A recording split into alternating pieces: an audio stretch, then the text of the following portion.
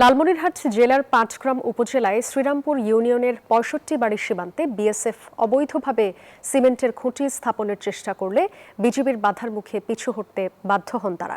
সকালে এক প্রেস বিজ্ঞপ্তিতে বিজিবি জানায়, সোমবার বিকেলে ৬৫ বাড়ি সীমান্তের মেইন পিলার ৮৪৫/১ এস হতে ৮৪৫/২ এস এর মাঝামাঝি এই ঘটনা ঘটে।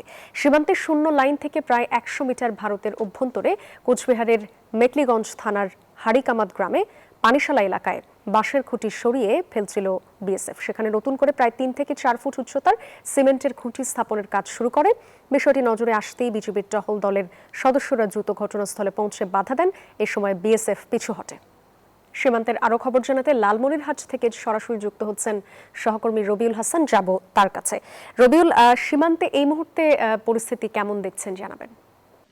সাদিয়া, আপনি যেমনটি বলছিলেন যে আপনার গত সোমবার কিন্তু লালমনিরহাটের বুড়িমারি যে ৬৫ বাড়ি সীমান্তের ৮৪৫ নং মেইন পিলারের কাছে কিন্তু ভারতীয় কিছু নাগরিক এবং বিএসএফ তারা বাঁশের খুঁটি সরিয়ে তারা যে সিমেন্টের প্রায় ৩ থেকে ৪ ফিট উচ্চতা সেই খুঁটি স্থাপন করছিল।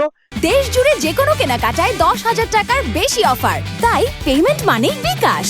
বিজিবিকে না জানিয়ে তাৎক্ষণিক কিন্তু বিজিবি এবং স্থানীয়রা প্রতিরোধ গড়ে তোলে। তাৎক্ষণিক তারা কিন্তু তারা পিছু হটেছে এবং সে সময় কিন্তু বিজিবি এবং বিএসএফ এর মধ্যে একটু উত্তেজনা হয় এবং স্থানীয় ভারতীয় এবং বাংলাদেশের মধ্যেও তারা স্থানীয় একটু উত্তেজনা বিরাজ করে। এটির মধ্যে কিন্তু আপনারা জানেন যে এখন কিন্তু বর্তমানে শান্ত রয়েছে। তবে বিজিবি বিএসএফ এর পর্যায়ে একটি বৈঠক হওয়ার কথা আছে বিকাল ৫টায়।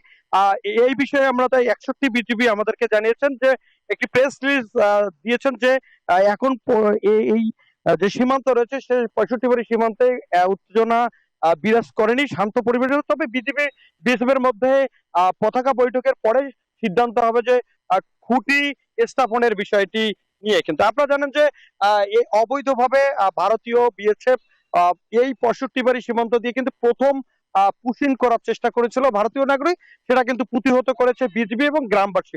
আপনারা জানেন সেই জায়গায় কিন্তু আবারও তারা বাঁশের খুঁটি সরিয়ে সিমেন্টের খুঁটি। রবিউল, ধন্যবাদ আপনাকে।